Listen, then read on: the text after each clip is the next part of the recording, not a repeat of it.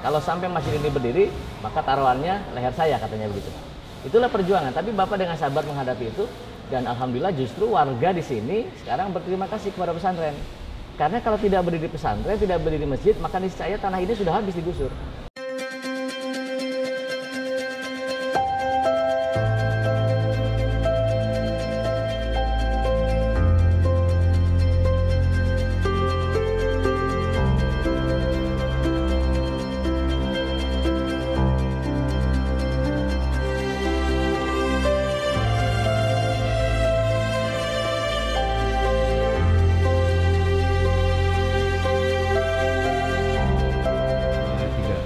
Assalamualaikum warahmatullahi wabarakatuh. Sahabat wisata religi, hari ini kita akan bersilaturahim ke pesantren di salah satu kota Jakarta yang lokasinya sangat luas dan kita nggak pernah menyangka ternyata di Jakarta atau kota besar punya pesantren sebesar ini. Yuk, pasti ada hikmahnya.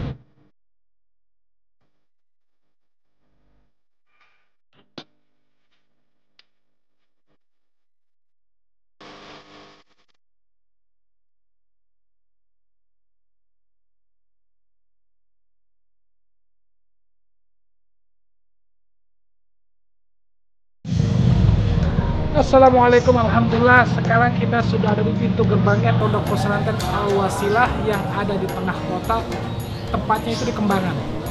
Nah, bagaimana sih kota apa? Bagaimana pesantren yang ada di tengah kota? Kita mesti lihat. Ini pasti punya barokah daripada kiainya tersendiri.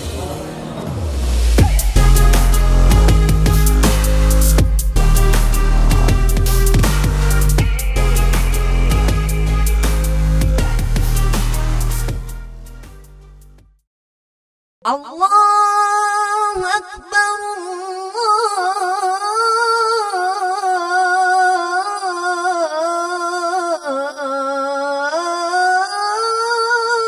Allahu Akbar, Allahu Akbar, Allahu Akbar.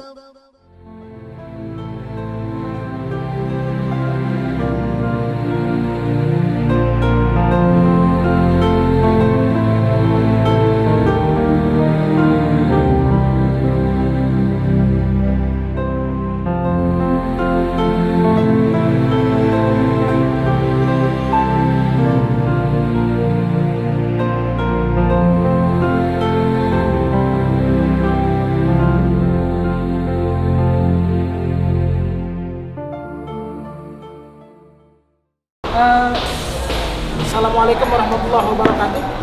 Hari ini kita ketemu sama Kiai. Beliau adalah pengurus dari pesantren Al-Wasilah yang ada di Kembangan. Nah, Kiai mau izin minta bertanya. Insya Allah ini buat sahabat religi. Pesantren ini didirikan kapan, Kiai? Ya. Pesantren ini berdiri tahun 1988 oleh Ayahanda Al-Wasilah yang berwasiatkan, dan pesantren yang berbasis alam dan modern. Bagaimana ceritanya pertama pesantren ini didirikan, Kiai? Apalagi ini ada di tengah-tengah kota yang kalau orang bilang ini kalau kita hitung per meternya lumayan kalau buat bagi-bagi warisan ini. Baik. Sebelum bernama Al-Wasilah, pesantren ini bernama Pesantren Amaliyah Ramadan. Amaliyah Ramadan. Pesantren Amaliyah Ramadan yang membidangi hanya pesantren kilat. Pesantren Kilat ya. Jadi kalau ada pesantren kilat yang pertama di Jakarta mungkin ayah membuat. Jadi berdasarkan basicnya pesantren kilat, lama-kelamaan murid semakin banyak, lalu dibuatlah asrama-asrama dan menjadi sebuah pesantren hingga saat ini. Nah, izin aslinya beliau dari mana sampai silsilahnya, Kiai? Boleh dikasih tahu sama sahabat religi kita? Baik, nama beliau bernama Ahmad Dasuki. Ahmad Dasuki. Punya ayah namanya Adnan. Punya kakek namanya Sanawi, punya buyut namanya Buyut Peti. Buyut Peti itu sejarahnya di wilayah pesisir Losari Cirebon. Jadi seorang ulama yang terdampar membawa ribuan kitab, yang kitab itu ditaruh di dalam peti.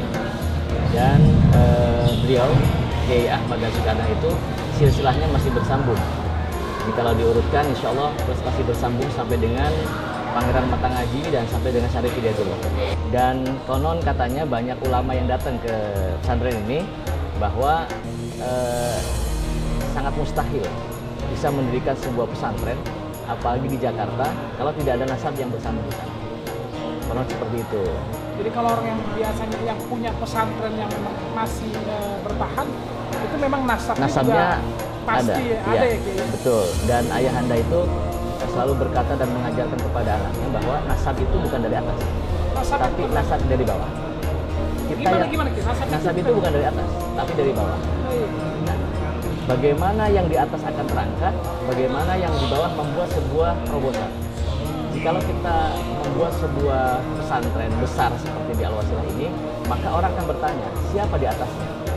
Jadi nasab ke atasnya Mbah Sanawi, Mbah Husein, sampai Mbah Bui Peti terangkat namanya karena ada salah satu cucunya yang mendirikan pesantren di Jakarta. Jadi yang membuat nasab itu adalah kita sendiri, sehingga apabila kita berbuat kebaikan, maka seluruh yang ada di atas kita, ayah kita, kakek kita akan terbawa semuanya.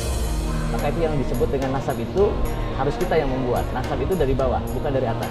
Walaupun atasnya bagus, isinya orang-orang soleh, tapi kalau kita tidak bisa berbuat soleh, maka kita akan merusak nasab itu sendiri. Iya. Itu kan bicara nasab berarti aslinya ayahanda adalah dari Cirebon. Dari Cirebon. Dari pesisir Cirebon ya kita? Dari pesisir Cirebon, dari ayahnya. Kalau dari ibunya itu dari Demak. Raja. Dari Demak, dari keturunan Raden Patah. Iya, betul. Ibunya namanya Hajah Mukminah binti Haji Soleh bin Maksum. Itu sampai nyambung ke wilayah Tembok, wilayah Tegal, ke Mataraman. Itu konon diceritakan saya oleh ayahanda waktu masih ada, itu bersambung sampai ke Demak. Sampai ke Demak. Jadi ada keluarga kerajaan plus ada keluarga daripada para wali Allah. Para wali Allah. Betul. Walaupun wali Allah itu Syekh Syarif Hidayatullah adalah juga raja ya. Raja, ya, sultan. Jadi betul. Kalau Kiai punya pesantren kita nggak usah kaget karena memang darahnya sudah bagus gitu. Nah, ayahanda sendiri dimakamkan di mana, Kiai? Dimakamkan di bawah masjid. Oh, di bawah masjid. Di bawah masjid, dan beliau adalah salah seorang yang menggali kuburnya sendiri. Jadi sebelum meninggal itu 3 bulan beliau datang karena sudah ada makam ibunya dan sudah ada makam ayahnya. Dibawa, kalau makam ibunya meninggal di sini di Jakarta, kalau makam ayahnya dibawa dari kampung dibawa ke sini. Yang namanya pertama bangun pesantren, Kiai, saya pernah dengar katanya ada sempat mengalami pro dan kontra sama masyarakat. Betul. Kenapa ada pro dan kontra padahal kan membangun kebaikan? Betul. Ya itulah karena likulin nabiin aduwa. Allah itu menjadikan setiap nabi itu pasti ada musuhnya. Kalau nggak ada musuhnya nggak rame. Iya. Setiap yang bertarung pasti dikasih musuh. Begitupun beliau ayahanda ketika pertama datang ke tempat ini mencari tanah dan akan membangun masjid, beliau ditantang oleh warga bahwa kalau sampai masjid ini berdiri maka taruhannya leher saya, katanya begitu. Itulah perjuangan, tapi Bapak dengan sabar menghadapi itu, dan alhamdulillah justru warga di sini sekarang berterima kasih kepada pesantren. Karena kalau tidak berdiri pesantren, tidak berdiri masjid, maka niscaya tanah ini sudah habis digusur. Jadi perumahan, jadi apartemen, jadi perumahan elit. Karena di sekeliling kita ini sudah perumahan-perumahan elit semua. Karena ada pesantren, jadi warga terlindungi dengan adanya pondok pesantren ini. Jadi kalau misalkan ini nggak ada pesantren, udah digusur lagi? Habis, sudah digusur. Baik, kalau gitu kita ke makam ayahanda. Baik. Makam pejuang yang jasadnya sudah terpendam, tapi ruhnya tetap hidup dan karyanya luar biasa. Allah. Baik, bismillah.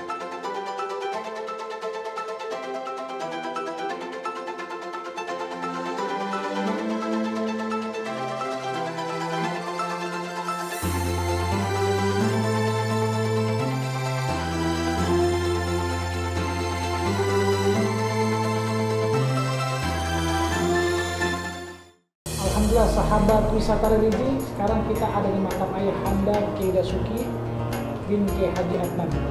Ya. Nah, Kiai boleh sebutkan ada makam siapa aja, terus apa keutamaan kita berziarah, Kiai, sehingga orang tahu, oh kita tuh mesti berziarah gitu loh, Kiai. Baik. Bukan bid'ah kan? Ya, baik.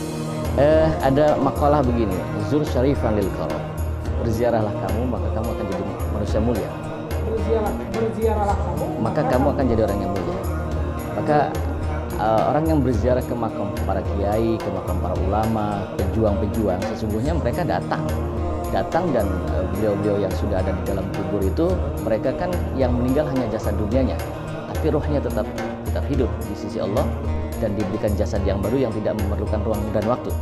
Jadi siapa orang yang berziarah ke kuburan orang-orang yang mulia, maka dia pun akan didoakan oleh orang yang mulia itu menjadi manusia mulia.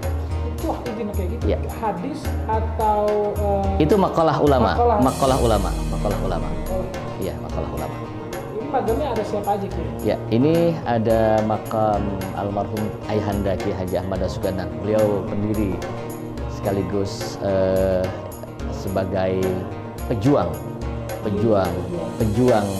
Islam yang ada di Jakarta, ya termasuk beliau karena pendakwah berbarengan dengan saat itu dakwanya bersama dengan Ki Haji Hashim Adnan yang tersohor ya. Beliau namanya Dasukanan dan satu lagi namanya Ki Hashim Adnan. Itu beliau dua pendakwah yang luar biasa, fenomenal. Dan di depannya itu ada makam ayahnya. Itu makam ayahandanya yang bernama Ki Adnan bin Senawi bin Buyut Peti bin Hussein.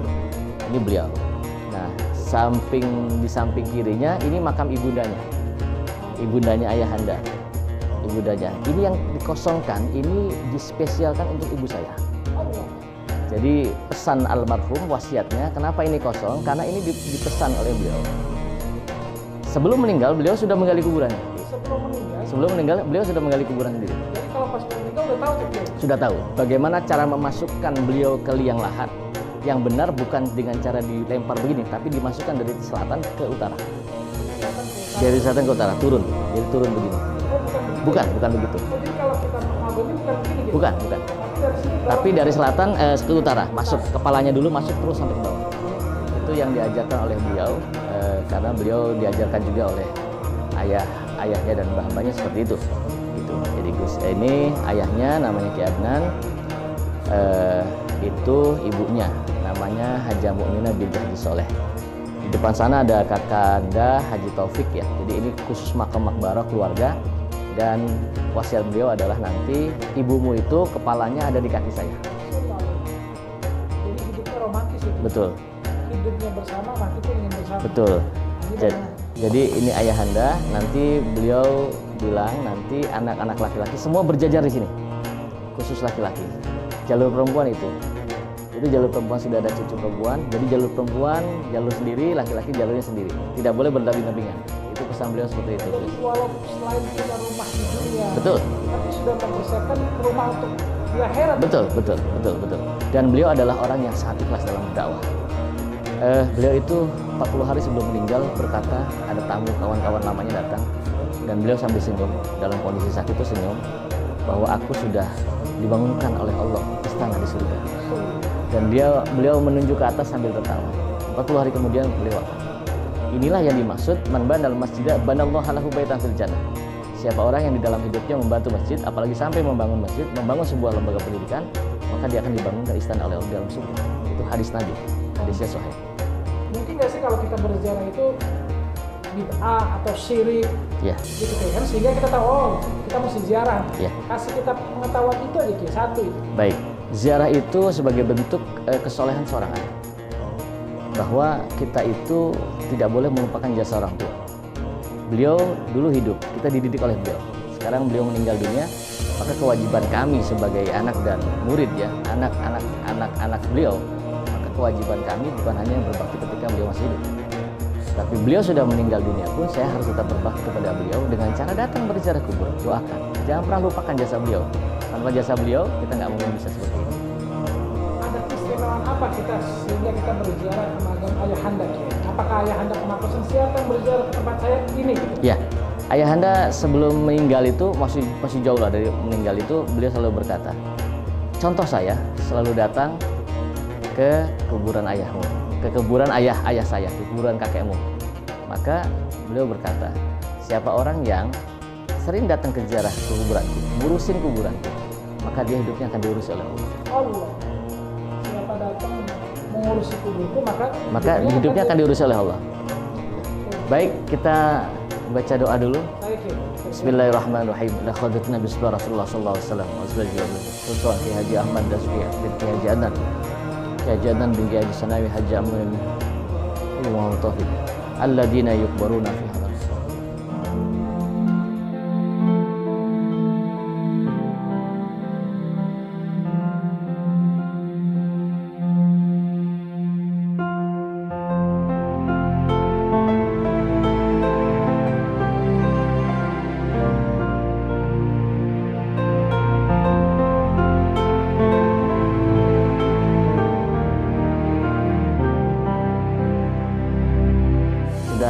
kita berziarah sebagai sowan kita kepada ayahanda.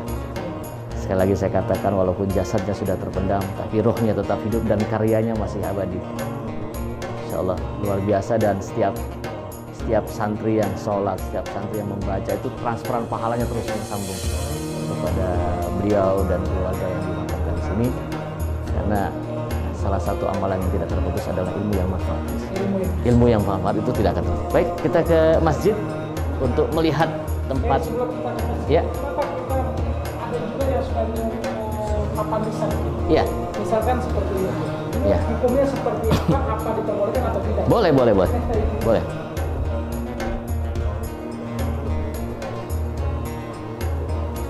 Nah, ini hukumnya gimana tuh? Ya, hukum mencium batu nisan itu boleh-boleh saja, seperti mencium hukum hajar aswad. Ya. Jadi yang penting tidak punya keyakinan bahwa adanya kekuatan lain selain kekuatan Allah. Ya, maka orang berdoa di dalam di kuburan itu bukan berarti kita minta kepada kuburan, minta tetap kepada Allah, tetapi bil wasilah, dengan wasilah. Wasilah itu, maka pesantren ini dinamakan wasilah karena batu loncatan. Contoh gini, kita mau datang ke presiden, tapi tidak ada orang yang kenal, nggak mungkin kita dianggap, gitu ya. Bil wasilah itu jadi kita membawa sesuatu yang mulia. Manusia ini mulia, beliau ini pejuang. Maka aku minta kepada Allah dengan nama beliau ini, karena beliau sudah berjuang, mesti ya, pejuang-pejuang Allah itu dikenal oleh Allah. Maka saya bawa nama beliau agar doa-doa kami dikabulkan oleh Allah. Itu wasilah. Berarti boleh ya, Ki? Ya? Boleh. Jadi buat sahabat wisata religi, kita boleh mencium batu nisan sama seperti kita mencium batu hajar aswad. Hukumnya diperbolehkan, hanya berwasilah. Yang penting keyakinan hanya kepada Allah Subhanahu wa Ta'ala. Silakan, Ki. Baik.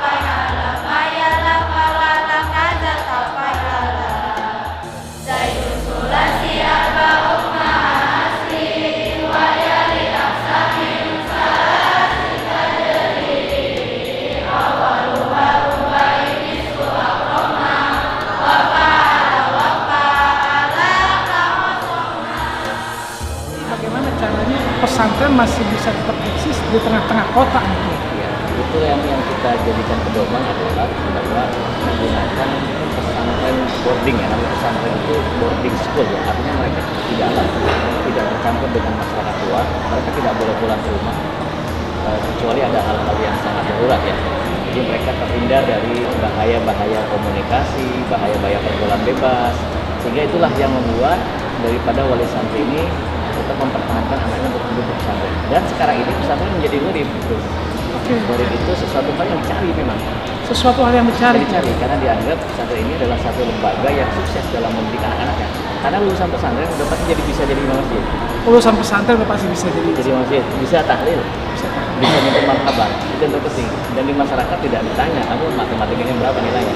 Tapi yang ditanya oleh masyarakat, kamu ngaji bisa gimana? Bisa nggak jadi imam? Bisa nggak memimpin tahlil? Kalau ada orang meninggal, bisa nggak memandikan jenazah? Itu yang kita terapkan di sini. Sehingga kita bisa bertahan walaupun di era-era seperti ini. Hal-hal itu kan hal-hal yang berkaitan dengan kemasyarakatan. Sosial ya.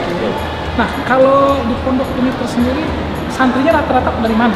Ya, santri ini di sini ada dari berbagai macam daerah juga. Dari Kalimantan ada, dari Sumatera ada, dari Jawa bagian timur juga ada, dari Aceh juga ada. Hanya mereka kebanyakan yang orang tuanya memang bekerja di Jakarta. Mereka orang tuanya yang bekerja di Jakarta anaknya di kampung ditarik untuk dipesantrenkan yang biar orang tuanya dekat bisa menengok. Karena di sini diperbolehkan menengok sebulan sekali. Oh, nengokin boleh sebulan sekali. Sekali-kali.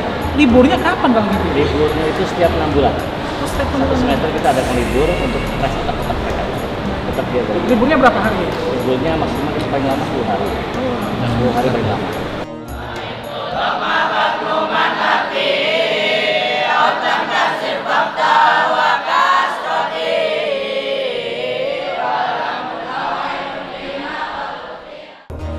Asramanya yang tempat istirahat santri, tempat mereka menyimpan baju di asramanya sudah bisa tunjukkan itu.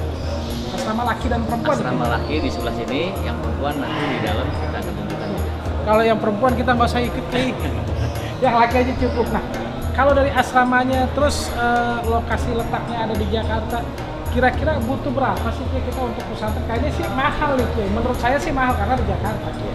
Dan Al-Wasilah ini salah satu pesantren yang memang dibilang murah, tidak mahal.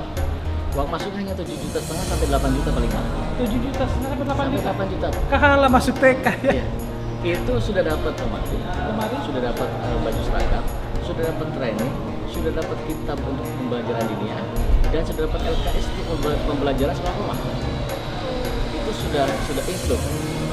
Dan 7,5 itu ikut semua. 7,5 juta, iya. Dan di kita itu bayaran per bulannya hanya 1 juta. 1 juta rupiah. Makan sehari 3 kali. Sudah termasuk SPP dan sekolah pembayarannya 1 juta. 1 juta dapat 1 juta udah dapat makan 3 kali, dapat asrama, fasilitas cuma 1 juta. Kalau sekolah SMA aja PAUD udah lebih Ki. Ini nggak kemurah, nggak pesantren nggak rugi Ki, 1 juta. Ya, ini yang dimaksud oleh ayahanda ketika mendirikan pesantren ini, berwasiat nanti kalau pesantren ini semakin berkembang, tolong jangan pernah mahal. Karena kalau mahal nanti mereka yang tidak mampu tidak bisa masuk pesantren. Tidak mampu tidak bisa masuk pesantren. Maka dari tadi ada kalangan tukang ojek, tukang bajai, supir taksi yang bisa masuk anak. Dan kalau saya tanya, mereka menanggung sehari 100.000 anak untuk biaya anaknya. Jadi insya Allah kita terjangkau dan murah dengan fasilitas yang luar biasa. Berarti pesantren Al-Wasilah ini terjangkau, ekonomis, tapi fasilitasnya internasional. Ada marching band ya Tike ya. Betul. Ada paskibra yang memang sudah masuknya taraf nasional tuh. Ya. Wasilah itu ada di daerah mana ya? Ini di wilayah Kembangan, Kembangan. Kampung Baru, Kembangan Utara, Jakarta Barat. Baik, nanti lihat di Google tuh Kembangan Jakarta Barat ya. Ki? Jakarta Barat betul. Siap. Boleh biar ibu-ibu dari pengen saya bingung nih anak saya mau pesantren atau apa gitu. Iya. Atau nanti anak saya salah nggak sih masuk pesantrennya? Nasabnya bener nggak sih? Betul. Nah, lihat ekstrakurikulernya, cari tahu dulu siapa kiainya. Monggo. Ki. Ayo silakan kita lihat ekstrakurikuler.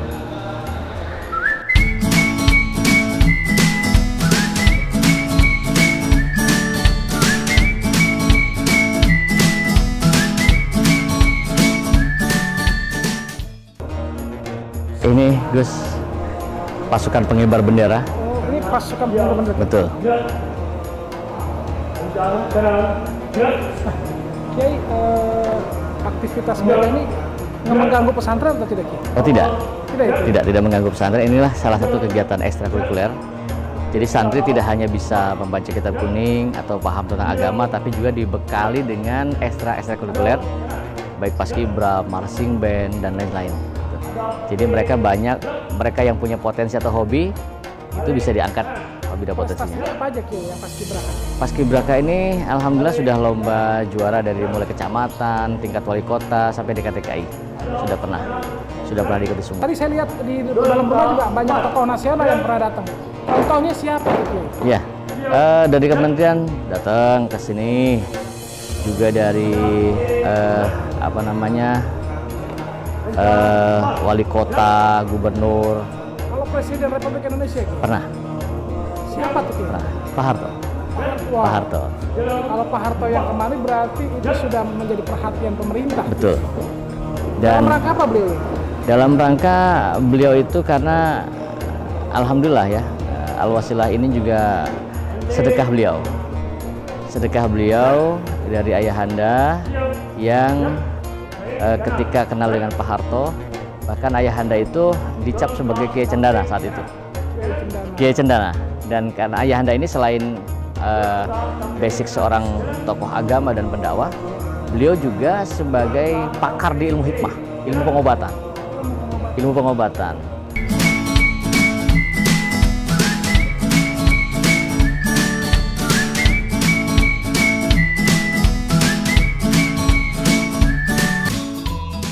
Hari ini kita sudah berkeliling di tempat pesantrennya Pak Kiai Wahab Pondok Al-Wasilah yang ada letaknya di Jakarta. Buat ibu-ibu, jangan lupa titipkan anaknya ke pesantren, insya Allah akan menjadi kebaikan buat ibu dan bapak gitu Kiai ya.